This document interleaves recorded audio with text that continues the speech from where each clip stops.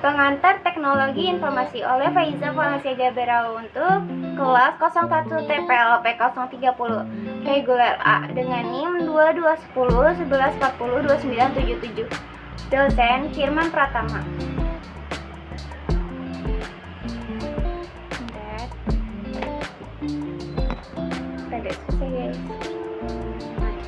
Pengertian komputer. Komputer adalah perangkat elektronik yang dapat kita program, merancang untuk mengolah data, melakukan operasi matematika dan logika dengan kecepatan yang tinggi dalam menampilkan hasil operasinya. Komputer berasal dari istilah komputer, dari bahasa Inggris yang bermakna menghitung. Proses perhitungan data dalam komputer disebut computing. Smartphone yang kita miliki sekarang adalah salah satu jenis komputer terbaru yang memiliki mobilitas yang sangat baik dalam mempermudah kehidupan kita sehari-hari. Sejarah komputer. Komputer beberapa kali mengalami perkembangan yang sangat luar biasa. Dimulai dengan perhitungan berdasar dan sederhana menjadikan komputer begitu kompleks, hingga membentuk sebuah alat hitung otomatis. Diciptakan komputer karena kebutuhan dalam memudahkan manusia dalam melakukan berbagai hal, terutama pada sebuah sistem atau program di mana manusia dapat melakukan hal-hal yang pada zamannya mustahil dilakukan dengan cepat. Namun, setelah adanya komputer menjadikan hal yang mustahil menjadi mungkin. Dari hanya sebuah tanda di sebuah tulang atau kayu, kini komputer menjadi gadget yang multifungsi dalam suatu genggaman tangan. Generasi komputer. 1. Perkembangan perhitungan sebelum adanya komputer. Generasi pertama dimulai pada tahun 1946 sampai 1958. Pada generasi pertama, komputer menggunakan vakum tabung sebagai sirkuit dan drum magnet sebagai memori, serta ukuran komputer yang dapat memenuhi sebuah ruangan. Biaya operasi yang sangat mahal. Selain menggunakan banyak tegangan listrik, komputer generasi pertama banyak sekali menghasilkan panas yang sering menyebabkan kerusakan. Komputer generasi pertama ini mengandalkan bahasa mesin, bahasa program yang sederhana sehingga dapat dipahami dalam melakukan operasi. Dan komputer generasi pertama ini hanya dapat menyelesaikan suatu permasalahan pada suatu waktu. Input diperoleh dari cecar, pita kertas, serta output dapat cetakan. Generasi kedua dimulai pada tahun 1959 sampai 1964. Pada generasi kedua, komputer mengalami beberapa perubahan, di antaranya komponen hingga fungsi dari komputer seperti di bawah ini. Transistor telah mengganti tabung vakum serta mengantarkan komputer ke generasi yang kedua. Satu transistor menggantikan setara dengan 40 tabung vakum. Mengemas perangkat komputer menjadi lebih sederhana, lebih cepat, lebih kecil, lebih ringkas, lebih hemat energi, serta semakin diandalkan panas yang menjadi potensi yang dapat merusak komputer. Komputer generasi kedua merubah bahasa binaritik untuk coding atau memberikan komando dalam bahasa yang memungkinkan pemrograman untuk menentukan instruksi dalam kata-kata seperti kata frontan dan cobol. Generasi yang kedua ini bercecar masih berfungsi sebagai input dan cetakannya sebagai output. Di generasi kedua ini juga merupakan komputer yang pertama kalinya menyimpan program di memori penyimpanan yang tersedia dalam bentuk drum magnetik sebagai inti dari teknologi magnetik. Generasi ketiga pada tahun 1965 sampai 1971. Generasi ketiga komputer berevolusi menjadi lebih simpel, dan kompleks. Seperti di bawah ini. Pengembangan terintegrasi sirkuit merupakan ciri khas yang ketiga generasi komputer. Transistor lebih minimalis dan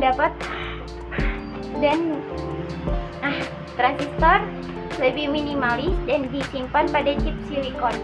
Dengan istilah lain adalah seminggu core meningkatkan kecepatan secara drastis dalam efisiensi komputer dan jauh lebih kecil serta terjangkau dibandingkan generasi kedua. Komputer generasi ketiga bisa melaksanakan instruksi dalam persejuta detik. Penggunaan dapat berkomunikasi dengan komputer hingga di generasi ketiga melalui keyboard untuk input data dan monitor sebagai outputnya. Kita juga berinteraksi dengan sistem operasi yang memungkinkan komputer dapat menjalaninya banyak aplikasi berbeda sekaligus dengan sebuah program utama serta monitor memori dalam pelaksanaannya. Komputer generasi ketiga ini pertama kali diakses bebas oleh semua orang pada zamannya itu, karena komputer memiliki ukuran lebih sederhana, lebih terjangkau dari pendahuluannya. Generasi keempat pada tahun 1972 sampai 2010. Dalam pengembangan komputer pada generasi keempat adalah sebuah kemajuan yang sangat pesat dalam pengembangannya. Berikut ciri-ciri pengembangannya. Mini prosesor.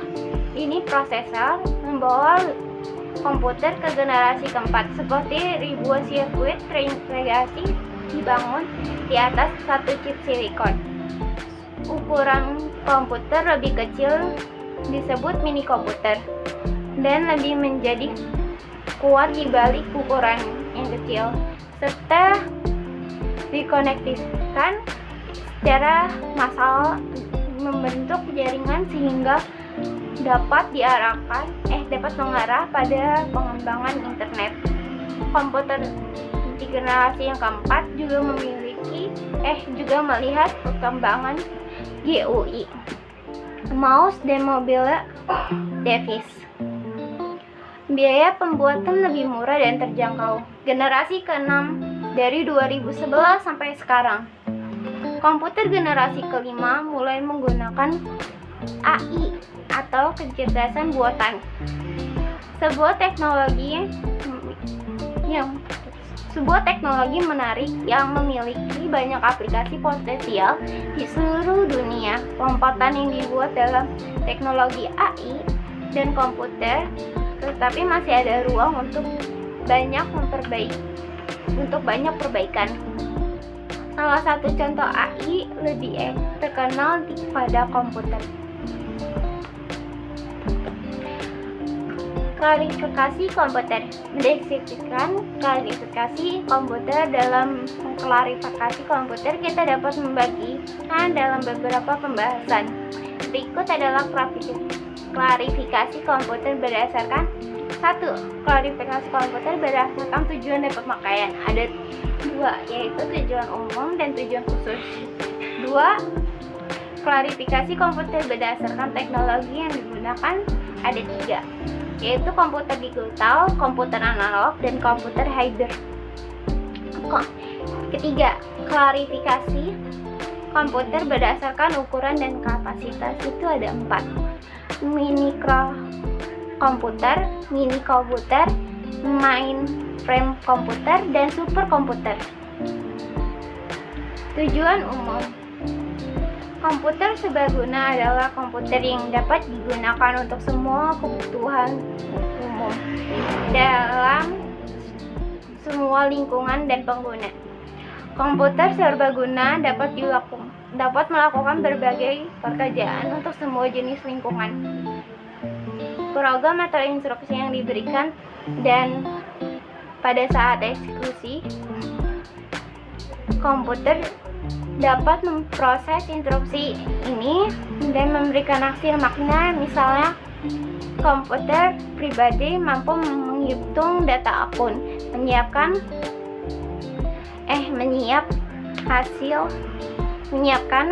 hasil belajar siswa merancang brosur, menulis surat, mengakses internet, atau bermain game adalah komputer untuk keperluan umum. Tujuan khusus. Komputer tujuan khusus adalah komputer yang dirancang untuk tujuan khusus. Dirancang khusus untuk melakukan pengolahan data di dalam lingkungan tertentu. Komputer dirancang untuk melakukan tugas tertentu dan tidak dapat melakukan tugas lain. Komputer tidak serbaguna. Komputer ini tidak serbaguna.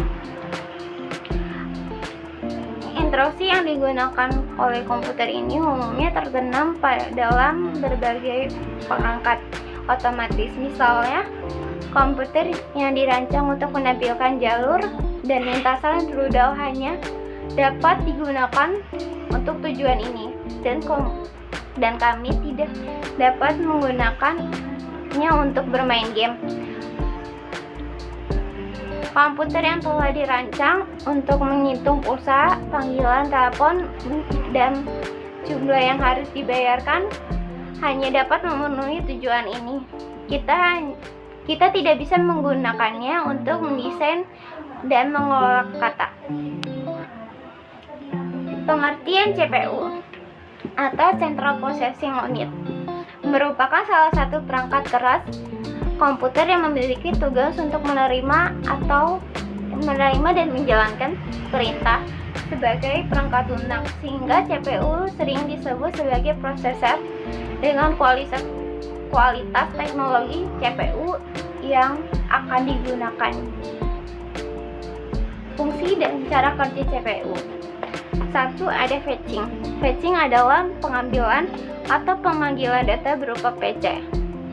Program counter berisi alamat dari instruksi selanjutnya yang dievaluasi. Instruksi yang ditujukan oleh PC diambil dari memori. Instruksi tersebut akan dibawa ke dalam CPU, ditempatkan di register PC, juga diperbarui untuk menuju ke instruksi berikutnya. Decoding adalah pembacaan atau penerjemahan suatu kode pemrograman ke dalam bahasa yang dimengerti dan dipahami oleh CPU. Setiap instruksi yang akan diperiksa dan diterjemahkan prosesor, kemudian akan menentukan operasi yang akan dijalankan serta lokasi operan yang diperlukan. 3. Executing mempunyai arti menjalankan suatu instruksi.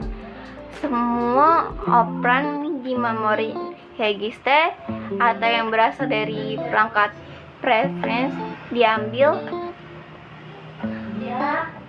dan kemudian operasi dilakukan. Hasil operasi kemudian ditulis kembali ke dalam tujuan. Siklus tersebut kemudian diulangi dan menjalankan instruksi selanjutnya. Memori adalah salah satu tempat untuk menyimpan data secara permanen maupun sementara. Memori komputer dapat memiliki sifat volatile atau non-volatile. Memori komputer dibagi menjadi dua jenis dengan cara penyimpanan yang berbeda. Ada yang penyimpanan secara permanen meskipun sumber listrik sudah dimatikan. Ini disebut dengan sifat non-volatile. Sedangkan yang satu lagi dalam penyimpanan yang jika sumber listriknya dimatikan, datanya akan hilang. Ini disebut sifat volatile. Sebagian besar komputer memiliki hierarki memori yang terdiri atas 3 level, yaitu 1. Physical register di CPU berada di level teratas. Informasi yang berada di register dapat diakses dalam satu clock cycle CPU. 2. Primary memory, executable memory. berada di level tengah. Contohnya RAM, primary memory diukur dengan dengan 1 bit dalam satu waktu. Secara relatif dapat diakses dengan cepat dan sifat volatil. Informasi bisa hilang ketika komputer dimatikan. CPU mengakses memori ini dengan instruksi single load dan store dalam beberapa clock cycle. 3. Secondary memory berada di level bawah. Contohnya disk atau tab. Secondary memory sebagai kumpulan dari bits. Block of bits. Waktu aksesnya lambat dan sifat non-volatile. Informasi tetap tersimpan ketika komputer dimatikan. Memori ini diterapkan di stroke device. Jadi akses meliputi aksi oleh drive dan device. Mengerti dan memahami jenis memori sebagai media penyimpanan. A. Memori internal. Tipe memori jenis ini mendapatkan hak khusus untuk diakses secara langsung oleh prosesor. Memori internal memiliki fungsi sebagai pengingat dan media penyimpanan. Dalam hal ini, yang disimpan dalam memori utama dapat berupa data atau program. Yang penggunaannya memori internal diakses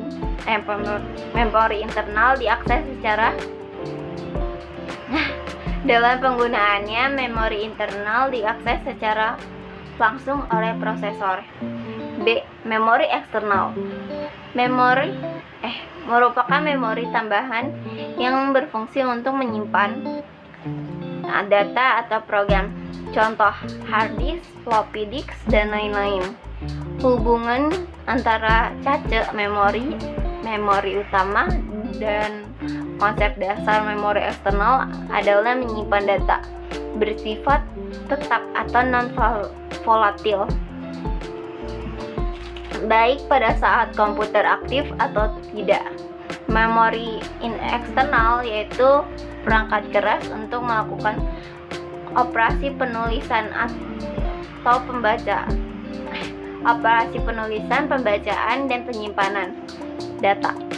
Di luar memori utama, memori eksternal mempunyai dua tujuan utama, yaitu sebagai penyimpanan permanen untuk membantu fungsi RAM dan sebagai penunjang untuk membuka software, aplikasi maupun file-file yang ada dalam komputer.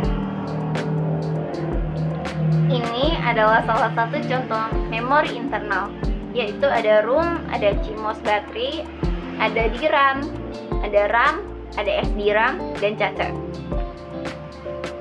Dan ini adalah contoh memori eksternal. Ada hard disk, ada floppy disk, ada flash disk, dan ada company disk. Input dan output device. Perangkat yang digunakan untuk memberikan data dan instruksi kepada komputer disebut perangkat input.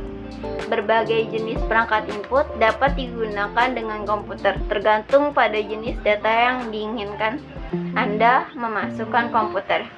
Perangkat output adalah perangkat apapun yang menerima data dari komputer, biasanya untuk tampilan proyeksi atau reproduksi fiksi. Misalnya, kertas bergambar yang dihasilkan printer inkjet,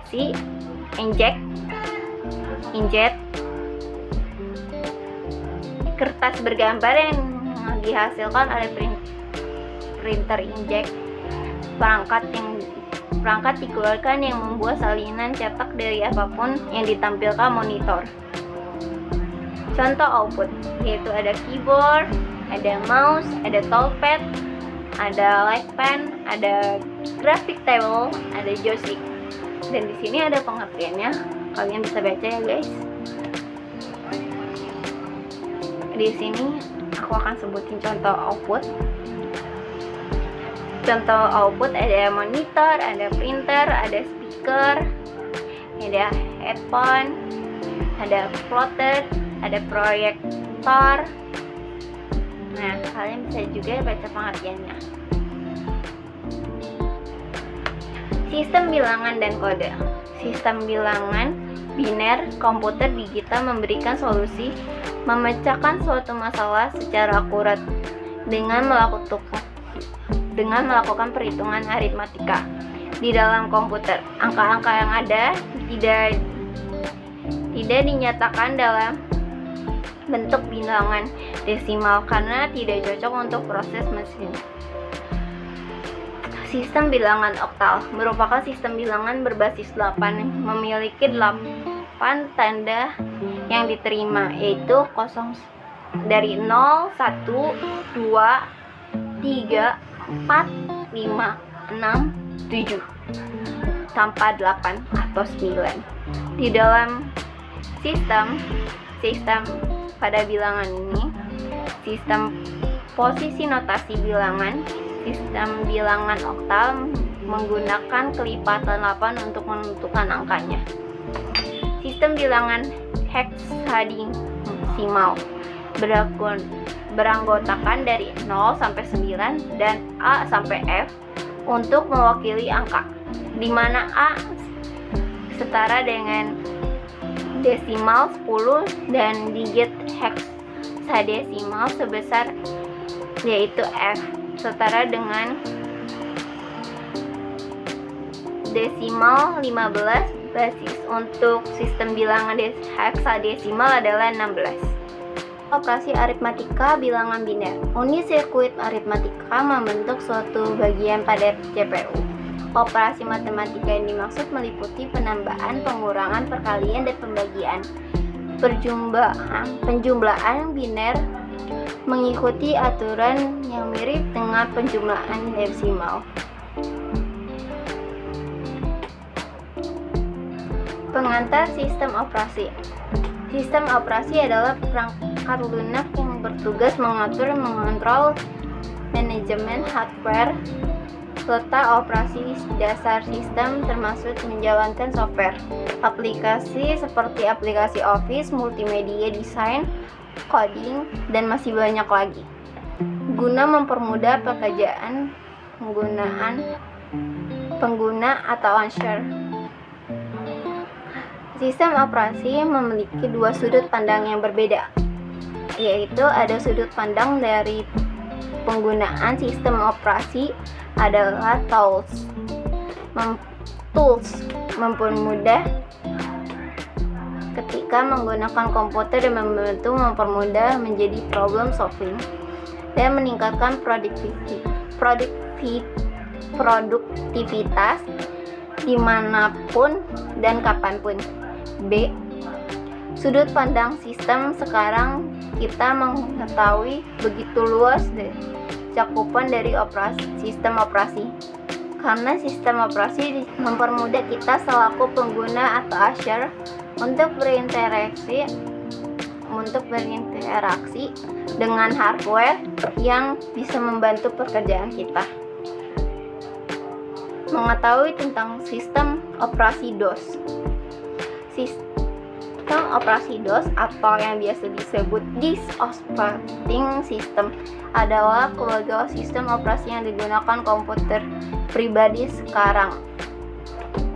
Istilah DOS adalah istilah generik bagi setiap operasi yang dimuat dari perangkat penyimpanan berupa disk saat sistem komputer dinyalakan. Mengetahui tentang sistem operasi Windows. Sistem operasi Windows merupakan pengembang dari MS-DOS, sebuah sistem operasi berbasis modul teks dengan command line atau CLI, command line interface. Windows merupakan sistem operasi yang menyediakan lingkungan berbasis grafis, Graphical User Interface (GUI), dan kemampuan multitasking. Mengetahui tentang sistem operasi Linux. Sistem operasi Unix dimulai dari AT dan T Bell Labs pada akhir tahun 1960-an. AT dan T Bell Labs berusaha membangun sistem operasi multitasking dan multi-azure. Setiap Unix berkembang dari sistem operasi sebelumnya bernama Multix, Multiplex Information and Computing Service, sebuah proyek di sistem operasi multi-user. Mengetahui tentang sistem operasi MacOS. Dalam pembuatan sistem operasi MacOS yang sekarang kita kenal untuk menyimpan proses panjang dalam pengembangannya, pada Januari tahun 1984, Apple memperkenalkan produknya yang diberi nama Macintosh atau bisa disebut dengan Macintosh.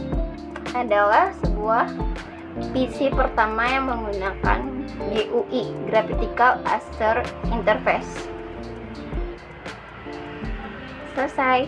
Sekian dari saya, kurang lebihnya mohon maaf, dan maaf banget kalau misalnya banyak salah kata.